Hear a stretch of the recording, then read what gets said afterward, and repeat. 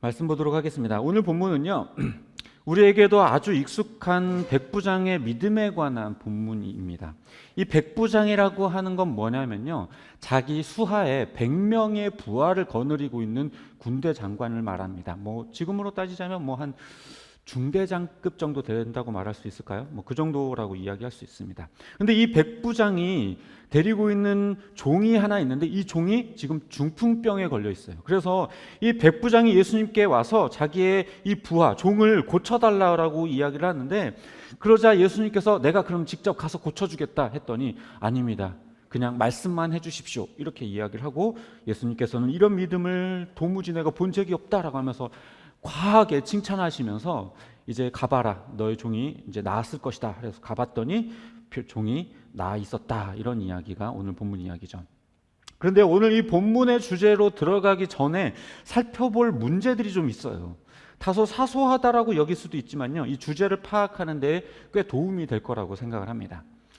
이 마태복음에 등장하는 이 본문은요, 누가복음에도 똑같이 기록되어져 있는데 이게 어디에 등장을 하냐면요, 누가복음 7장 1절에서 10절까지에 등장을 하고 있습니다. 지금 한번 마태복음에다가는 이제 깍지를 껴놓으시고 누가복음 7장을 한번 찾아볼게요.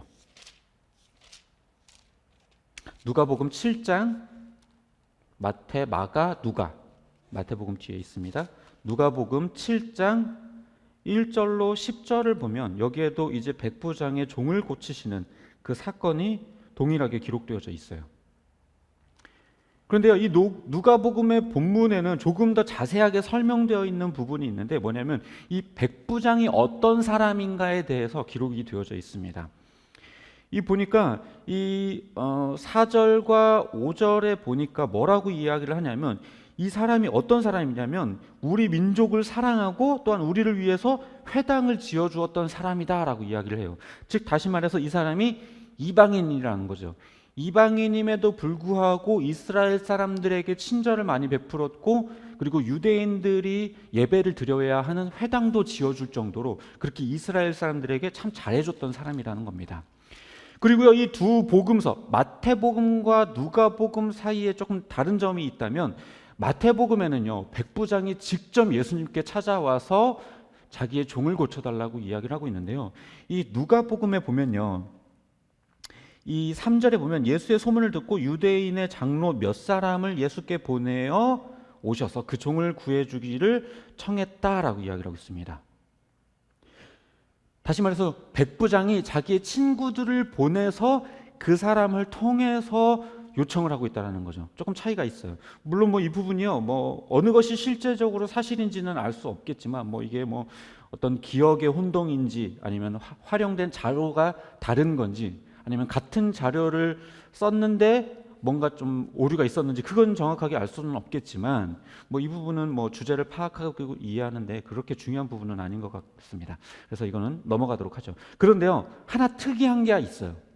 그게 뭐냐면요, 이 누가복음에는요, 마태복음에 등장하는 본문이 없다라는 거예요. 그게 뭐냐면요, 다시 마태복음으로 돌아와 보면 마태복음 8장 11절과 12절, 또 내가 너희에게 말한다. 많은 사람이 동과 서에서 와서 하늘나라에서 아브라함과 이삭과 야곱과 함께 잔치 자리에 앉을 것이다. 그러나 이 나라의 시민들은 바깥 어두운 데로 쫓겨나서 거기서 울며 이를 갈 것이다. 라고 하는 11절, 12절의 말씀이 누가복음에는 없어요.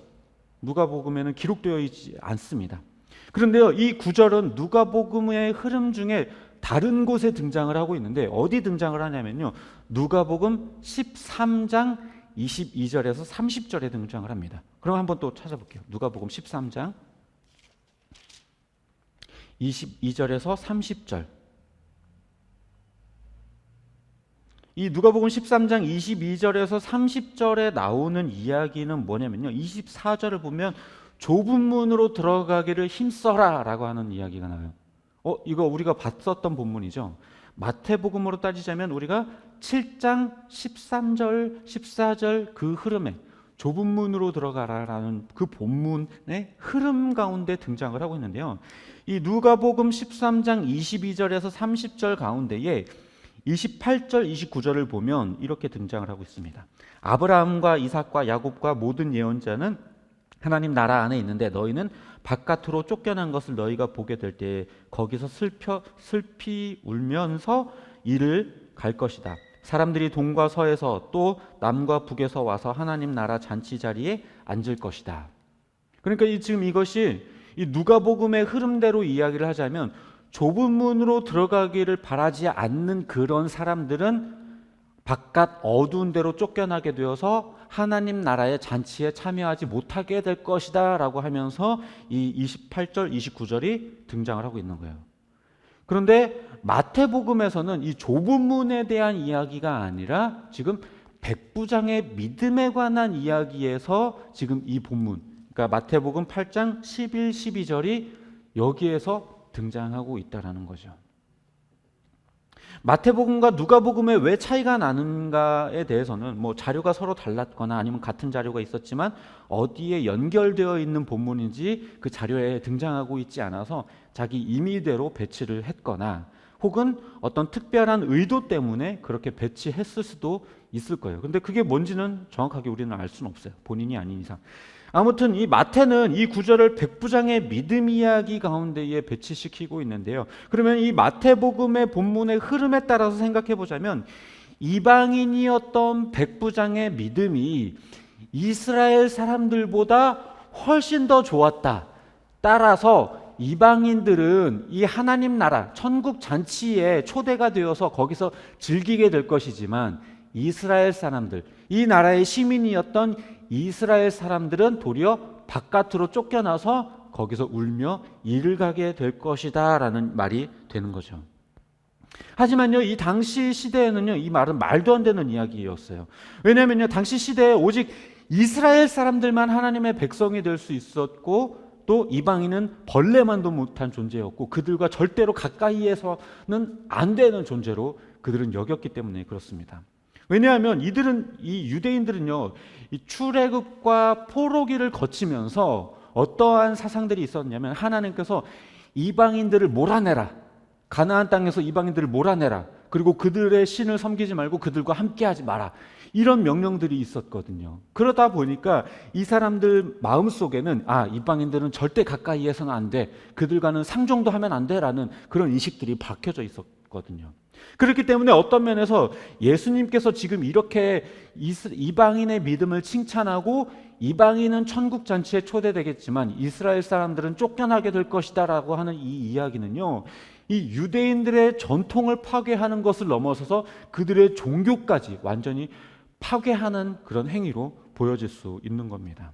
수백 수천 년 동안 이어졌었던 그 율법에 따라서 이방인을 가까이 하지 않았던 이 유대인들의 그 전통을 지금 예수님께서 철저하게 짓밟고 계신 거예요.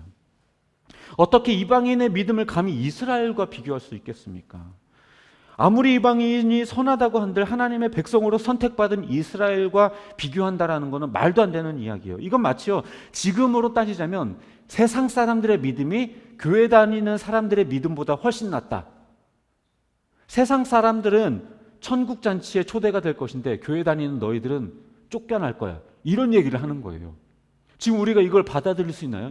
그런 이야기를 듣는다면 절대로 받아들일 수 없죠. 만약에 그런 이야기를 하는 사람이 있다라고 한다면 저 사람 이단이야 라고 정죄하면서 그 사람을 아마 배격할 겁니다. 그런데 지금 예수님이 그런 모습을 보이고 계신 거예요. 지금 이렇게 바꿔 말해도 상당히 충격적인 이야기인데 당시에는 이들에게 이 이야기가 얼마나 충격적인 말이었겠습니까? 이건 정말 상상도 할 수 없는 이야기예요. 하지만 그럼에도 예수님께서는 이런 말씀을 하시는데 주저함이 없으셨어요. 자, 그러면 예수님은 왜 이런 충격적인 이야기를 하셨을까요? 사실 본문에 드러난 이 백부장의 모습을 보면 어느 정도 납득이 되는 것 같기도 합니다. 누가복음에서도 이야기했었던 것처럼 이 사람은 이방인이었지만 이스라엘 사람들에게 회당을 지어줄 만큼 상당히 친절했고 이스라엘 사람들에게도 칭찬받는 그런 사람들이었어요. 그리고 직접 집으로 가서 병을 고쳐주겠다라고 말하는데도 그냥 말로만 명령을 내리셔도 병이 나을 것 같습니다. 이렇게 말하면서 믿음을 보여줬어요. 보통 사람의 경우라면요, 그냥 병에 걸렸다면 의사든 누구든 데리고 와서 환자를 직접 보게 하고 고치게 하는 게 당연할 거예요. 그런데 이 사람은, 이 백부장의 경우에는 굳이 직접 환자를 보지 않고도 고쳐주실 거라고 하는 그 믿음을 가지고 있었던 거예요. 게다가 이 백부장은요, 자기 가족이나 자신이 아닌 자기 수하에 자기가 부리는 그 종임에도 불구하고 그 종의 병을 위하여서 지금 이런 요청을 하고 있다는 거죠. 게다가 8절에 보면요, 이 예수님을 자기 집에 드릴 만한 자격이 자기는 되지 않는다라는 하는 그런 겸손한 모습까지 보이고 있어요. 보통 백부장 정도 되면요, 이스라엘 사람들을 통치하는 입장에 있다 보면 다른 사람들을 깔보고 거만한 태도를 보이고 자기의 지위와 재력을 자랑하고 병에 걸린 종 따위는 그냥 내쳐버리고 그냥 버려버리고 다른 종을 데리고 와도 될 만한 위치였어요. 그러나 이 사람은 그렇게 하지 않았어요. 그러니 예수님께서 칭찬할 만큼 대단한 모습을 보여줬던 것은 사실입니다. 하지만 과연 그렇다고 해서 이 본문이 이렇게 겸손하고 대단한 모습을 보여줬던 이 백부장을 띄워주기 위해서 이런 본문을 기록했을까? 그렇지는 않습니다. 우리가 서론에서 살펴봤던 것처럼 이 본문이 강조하려고 하는 것은 무엇이냐? 바로 천국에 합당한 사람이 누구냐라는 이야기를 하는 거예요. 천국에 누가 합당하냐? 서론에서 이 이방인의 믿음이 이스라엘 사람들보다 훨씬 낫다라고 말씀하시고 이방인들이 천국 잔치에 참여되지만 유대인들은 쫓겨나게 될 것이다 라는 이야기를 말씀했다고 이야기했죠. 그런데 여기에서 나라의 시민이라고 하는 이 표현은요, 개역 개정에서는 뭐라고 표현하냐면 자손이라고 이야기해요. 원어에서도 아들이라는 의미가 있고 또 상속자라고 하는 의미가 있기도 합니다. 그러니까 지금 이 하나님 나라의 백성으로 확정된 사람, 그 사람들이 쫓겨나게 될 것이다라는 이야기를 하고 있는 거예요. 그게 바로 이스라엘 사람들이죠. 그러니까 이스라엘 사람들이 구원에서 배제될 수 있다라는 이야기를 하고 있는 거죠. 그런데요, 이 말은 그렇다고 해서 이스라엘 사람들 전체가, 민족적인 이스라엘 사람들 전체가 다 구원에서 탈락된다, 이런 이야기를 하는 것은 절대로 아닙니다. 일단 이 표현은요, 두 가지 측면에서 생각해 볼 수 있을 것 같아요. 먼저는 그 당시 사람들에게 적용을 할 때 혈통적인 유대인들의 구원의 시대가 끝났다, 이 이야기를 하는 거죠. 이방인들의 구원의 시대가 열렸다. 이게 무슨 말이냐? 예수 그리스도께서 이 땅에 오심으로 인하여서 이제 이방 구원의 사명을 안고 있었던 이 유대인들이 하나님 앞에 성실하지 못했고 충성되지 못해서 이 유대인들이 이방인들에게 복음을 전하지 못했기 때문에 이제 이 이방인들의 사명을 폐하여 버리고 예수님께서 직접 이방인들의 구원의 문을 열어주시는 시대가 되었다라는 얘기를 직접 예수님께서 하고 계시는 거예요. 그러니까 이제 혈통적인 이스라엘의 구원이라는 그 착각이 끝났다라는 것을 보여주는 구절이라는 것이죠. 또 하나는요, 지금 우리에게 빗대어 볼 때 스스로 하나님의 자녀라 생각하고 교만하게 우월한 사고방식으로 다른 사람과 비교하면서 그들을 정죄하며 살아가는 자들에 대해서 경고의 말씀으로 우리에게 비춰주고 있는 것입니다. 교회를 열심히 다니고 누구보다 열심히 종교 활동을 펼쳐가는 것으로 스스로 구원이 확정되었다고 믿고 싶어하는 그런 바리새인과 같은 사람들에게 절대 그렇지 않다라고 이야기를 하고 있는 거예요. 물론 그렇다고 해서 이 말이 교회 열심히 다니지 않고 헌금 안 하고 봉사도 안 하고 예배도 안 드려도 된다, 그런 이야기를 하는 건 절대로 아닙니다. 겉으로 보여지는 그 모습이 구원을 확정짓는 게 아니라는 거예요. 결과적으로 예수님께서 이렇게 말씀하신 이유에는 천국에 합당한 자는 무엇이냐? 바로 믿음을 가진 자라고 이야기를 하는 거예요. 그 사람이 어떤 혈통을 가지고 있고 어떤 재력과 어떤 배경을 가지고 있느냐가 아니라 그 사람이 어떤 믿음을 가지고 있느냐에 따라서 그 사람이 천국 잔치에 참여될 자인가 그렇지 않은가를 이야기하고 있다는 거예요. 예수님께서 분명 그의 믿음을 칭찬하셨고 천국에 합당한 자라고 말씀하셨지만 그렇다고 해서 무조건 이방인들만 구원받고 유대인들은 구원 못 받는다, 이런 이야기를 하신 것이 아니라 믿음이 있는 자라면 이방인일지라도 그 사람은 구원받을 수 있다. 그러나 아무리 자기가 혈통적으로 하나님의 백성으로 선택받은 자라고 할지라도 그가 믿음이 없다면 그 사람은 천국 잔치에 들어올 수 없다라는 이야기를 하고 계시다라는 거예요. 그럼 이 백부장이 보여줬던 믿음이라는 건 뭔가? 첫째, 예수님이 누군가에게 명령을 내릴 수 있는 높은 위치에 계신 분이라는 것을 인정했다라는 거예요. 자신이 백부장으로서 병사들에게 명령할 수도 있는 것처럼 예수님이 자기보다 높은 분이라는 사실을 인정했다라는 거예요. 예수님을 자기 집에 드릴 자격도 없다고 하면서 스스로를 낮추고 예수님을 높이는 것에서 그가 그런 모습을 보였다라는 것을 우리가 볼 수 있고요. 또 그는 예수님이 사람이 아닌 병마저도 컨트롤할 수 있는 분이라는 것을 인정하고 있어요. 직접 봐서, 의사들은 직접 보고 진찰을 하고 뭔가 치료를 해야 하지만 예수님께서는 굳이 그 환자를 보지 않고도 병을 컨트롤할 수 있는 분이라는 것을 이 사람은 인정했어요. 그래서 곧 이 말은 예수님이 평범한 인간이 아닌 신적 권위를 가진 분이라는 것을 인정했다라는 사실이 되는 거예요. 게다가 이 사람은 8절에서 예수님을 뭐라고 부르냐면 주님이라고 부르고 있어요. 주님. 그가 주인 되셨다라는 것을 인정하고 있다라는 거죠. 따라서 추정해 보건대 확신할 수는 없겠지만 그는 이방인이었고 높은 위치에 있는 사람이었지만 하나님에 대한 믿음을 가진 사람이었다라고 추정을 해볼 수가 있습니다. 무엇보다도 예수님께서 인정한 믿음이라는 것에서 또한 그렇습니다. 결과적으로 이 예수님께서는 그의 혈통이나 지위, 인종, 재력 어떤 것 그런 것들을 따진 것이 아니라 그저 그의 믿음 하나를 보시고 그의 믿음을 칭찬하셨던 거예요. 하나님 나라 그 천국에 합당한 자는 뭐가 잘났고 못났고의 문제가 아니라 믿음이 있냐 없냐의 문제라는 것을 보여주는 사건이라는 것이죠. 이제 말씀을 정리하도록 하겠습니다. 예수님은 이 백부장의 믿음을 이스라엘 사람들 중 그 누구의 것보다 더 큰 것이라고 칭찬하셨어요. 천국에 합당한 자가 바로 믿음을 가진 자라는 것을 이야기하고 계신 것이죠. 어쩌면 지금도 우리에게 말씀하고 계실지 몰라요. 적어도 우리가 세상 사람들보다는 낫다라고 착각하고 오만해져서 우월감에 그렇게 쩔어 있을 때에 세상 사람들의 믿음이 너희보다 낫다. 세상 사람들이 구원받을지 모르겠지만 너희들은 구원받지 못할 거야 라고 어쩌면 우리에게 그렇게 말할지도 모릅니다. 우리가 세상 사람들보다는 낫다고, 그렇게 살인자들이나 창녀들이나 동성애자들보다는 우리가 낫다라고 그렇게 생각할지 모르지만 과연 하나님 보실 때도 그럴까요? 본질적으로 그들이나 우리나 똑같아요. 몸을 팔고 창조 질서를 어지럽히는 그들과 비교되는 게 존심이 상하나요? 자존심이 상하나요? 어떻게 그들과 우리를 비교할 수가 있어? 만약에 그런 생각을 가지고 계시다면 아직도 하나님 앞에 죄인 되었다는 것이 무엇을 의미하는지 체험적으로 깨닫지 못한 거예요. 우리가 죄인 되었다는 것은요, 단순히 비도덕적이고 반사회적인 어떤 범죄를 저지르는 행위라는 것이 아니에요. 우리가 죄인 되었다는 것은 본질적으로 마음에 하나님 두기를 싫어하고 하나님 뜻대로 살기를 싫어하며 여전히 세상을 사랑하고 두 마음을 품고 세상과 하나님을 동시에 섬겨가면서 그 두 분에게 양쪽을 다 섬기면서 양쪽에서 얻을 수 있는 것을 다 얻어보려는 그 욕망이 우리 가운데 가득한 것을 보여주고 있는 거예요. 그럼에도 불구하고 아직도 바리새인처럼 율법의 항목을 따져가면서 나는 적어도 이런 죄를 저지르지는 않았어.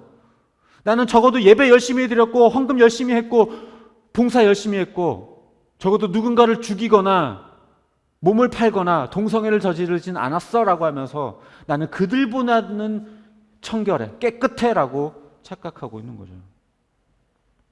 우리가 율법의 항목을 지키고 안 지키고 그것이 우리에게 중요한 게 아니에요. 성경이 말하고 있는 이것이 거룩하다, 이것이 거룩하지 않다라고 하는 그 기준을 지키냐 마냐의 일이 그것이 우리들의 구원을 결정짓는 게 아니에요. 중요한 것은 우리에게 믿음이 있냐 없냐. 우리가 천국에 갈 수 있는 조건은 다른 것이 아닙니다. 너에게 믿음이 있냐 없냐. 예수님을 주인으로 너희가 모셔드리고 있느냐 없느냐. 그것 딱 하나입니다. 그런데 우리는 자꾸만 착각해요. 내가 저 사람보다는 도덕적으로 낫지. 내가 저 사람보다는 율법적으로 낫지. 내가 저 사람보다는 성경적으로 살고 있지. 내가 저 사람보다는 하나님을 믿는 사람이라고 하는 그 어떤 규격, 그 틀에 맞게 살고 있지라고 착각하면서 내가 동성애자보다는, 내가 저 창녀들보다는 나은 삶을 살고 있지라고 하면서 착각하고 있는 거죠. 천국에 합당한 자는 내가 가진 어떤 직분, 지위, 어떤 나의 행위, 그런 것들에 달려있지 않아요. 내가 목사, 권사, 장로, 집사가 되었느냐? 교회에서 얼마나 많은 중책들을 감당하고 있고 많은 봉사를 했느냐? 그것이 말해주는 게 아니에요. 예수님께서 백부장의 종을 고쳐주신 것은 딱 하나, 백부장의 믿음 때문이었어요. 그의 겸손함과 선함, 물론 그것도 중요하지만 그것은 믿음으로 우러난 행위였을 뿐 예수님이 보신 것, 예수님이 칭찬하신 것은 그의 믿음뿐이었습니다. 자기 집을 모래 위에 지어놓고요, 장마에 집이 무너졌다고 집을 더 튼튼하게 지어야 되겠다 라고 말하는 사람이 있다면 그 사람은 멍청한 사람이에요. 중요한 건 집을 새로 더 튼튼하게 짓는 게 아니라요, 바닥이 견고한 곳으로 이사를 가거나 터를 옮기거나 아니면 그 터를 단단하게 다지는 일이 먼저예요. 물론 그렇다고 해서 집을 튼튼하게 짓는 게 중요하지 않다라는 말은 아니에요. 여전히 집을 튼튼하게 견고하게 짓는 것도 중요해요. 그러나 그 집이 반석 위에 튼튼한 집안 위에 지어지지 않는다라고 한다면 집이 아무리 튼튼해도 소용이 없어요. 반석 위에 튼튼한 집을 짓는 게 최상의 방법이죠. 이게 무슨 말이냐? 신앙이라는 것도 마찬가지예요. 우리는 자꾸만 우리들의 신앙이 둔해지고 무뎌지고 추락하는 것 같은 느낌이 들면 외형적인 것들을 점검하려고 해요. 내 기도 시간이 줄었구나. 큐티를 내가 지금 빼먹고 있구나. 새벽 예배를 게을리하고 있구나. 내가 주일 예배를 성수를 제대로 못하고 있구나. 내가 수요 예배, 금요 철야, 주일 예배 꼬박꼬박 하나하나 더 예배를 한 번이라도 더 드려야 되는데 자꾸만 그런 생각에 빠진다는 거예요. 그러면서 기도 시간을 늘리고 성경 읽는 시간을 늘리고 헌금 액수를 올리면 답이 될 거라고 생각해요. 물론 중요합니다. 이걸 하지 말라는 말이 아니에요. 그러나 중요한 것은 집을 튼튼히 짓는 것보다 집안을 더 튼튼하게 견고하게 세우는 게 중요하다는 말을 하는 겁니다. 무슨 말이냐? 그것보다 먼저 점검해야 할 것이 있는데 바로 우리들의 믿음의 기초에 있다는 거예요. 우리들의 믿음을 점검하지 않고 어디부터 처음으로 초심으로 돌아가서 내가 하나님과의 그 사랑 관계에서 혹시 끊어진 것이 있나? 내가 하나님을 신뢰하고 믿는 그 가운데에서 뭔가 내가 세상과 타협하고 그렇게 뭔가 내려놓고 있는 것이 있나? 라는 것을부터 점검해야지. 자꾸만 신앙의 행위들, 기도 시간을 늘려야지, 성경 조금 더 봐야지, 예배를 한 번이라도 더 드려야지, 이런 착각 속에 빠지지 말라는 거예요. 내 신앙생활이 엉망이 된 것 같고 교회 생활이 나태해진 것처럼 느껴진다면 문제는 교회 활동을 늘리고 기도 시간을 늘리고 새벽 예배나 금식을 결단하는 것부터 시작할 것이 아니라 다시 처음으로 돌아가서 우리들의 믿음을 점검해야 한다는 거예요. 지금 이 본문에 등장하는 이 백부장이 자기의 지위, 자기의 재력, 자기의 능력, 권력, 이런 것들로 자기 종의 병을 고친 게 아니에요. 예수님께서도 그의 재력이나 그런 능력들을 보면서 아니면 그가 선하게 베풀었던 것들을 보면서 너가 이렇게 행했으니까 내가 고쳐줄게 하신 게 아니에요. 그의 믿음을 보시고 그의 믿음을 칭찬하시고 그의 믿음 때문에 그 종의 병을 고쳐주셨던 겁니다. 그러면서 천국에 합당한 자가 누구냐? 이와 같은 자다. 이렇게 믿음을 가진 자가 천국에 합당한 자다라고 말씀하고 계신 거예요. 우리들의 믿음을 점검하지 않으면 우리들은 천국에 합당한 자가 될 수가 없어요. 자꾸만 우리들의 신앙의 행위만을 고쳐가지고는 천국에 합당한 자라고 내가 확정 지을 수 없어요. 나는 원래 하나님의 천국 백성으로 확정됐으니까 내 행동만 고치면 되겠지가 아니라 나에게 있는 믿음이 과연 하나님 보시기에 인정될 만한 믿음인가? 나는 과연 하나님을 인격적으로 만났나? 나는 나의 죄인됨을 체험적으로 깨닫고 하나님의 앞에 바짝 엎드리고 있는가? 그걸 점검하고 있어야 돼요. 이것부터 시작하지 않는 신앙은요, 계속 바보같이 바닥은 모래인데 그 위에 튼튼한 집을 자꾸만 지으려고 무너지면 또 짓고 무너지면 또 짓고 하는 자가 되는 거예요. 그러면 자꾸만 시련이 찾아오고 문제가 닥치면 영락없이 쉽게 무너지는 자신의 모습을 보게 될 겁니다. 그러면 내 신앙의 모습은요, 계속 업다운이에요. 업다운. 내가 조금 튼튼한 집을 지은 것 같으면, 내가 기도를 좀 많이 하는 것 같고 성경을 많이 읽고 예배에 잘 참석하고 헌금을 많이 하고 봉사를 많이 하는 것 같으면 내 신앙이 정점에 이른 것 같은 착각에 이르게 되고요. 그런 것들을 하지 못하면 나락으로 떨어진 것 같은 그런 기분이 자꾸만 들죠. 여러분들의 신앙이 만약에 이렇게 업다운이 심하다면 다시 처음으로 돌아가세요. 잘못된 거예요. 뭔가 잘못된 거예요. 신앙에 업다운이란 건 있을 수 없어요. 늘 평안한 가운데 있는 거예요. 주님을 만났다면 내 마음의 호수가 자꾸만 이렇게 일렁일 수 없어요. 어떠한 조건, 어떠한 상황, 어디에 놓여져 있더라도 하나님이 내게 주신 그 믿음, 그 은혜 때문에 나의 마음이 늘 고요한 호수와 같을 수밖에 없어요. 그렇지 않다면 우리들이 믿음이 잘못된 겁니다. 하나님이 지금 우리에게 보기를 원하시는 건 믿음이에요. 물론 종교 활동을, 종교 생활을 점검하는 것도 필요하고요. 그것들로 이어져야 되고 우리들의 가진 믿음이 행위로 연결되어야 되는 건 당연해요. 이건 너무나도 당연한 얘기예요. 그러나 행위만 점검한다고 믿음이 생기는 게 아니에요. 믿음을 점검하고 믿음을 견고하게 세우면 그 위에 행위는 자연스럽게 드러나게 되어져 있어요.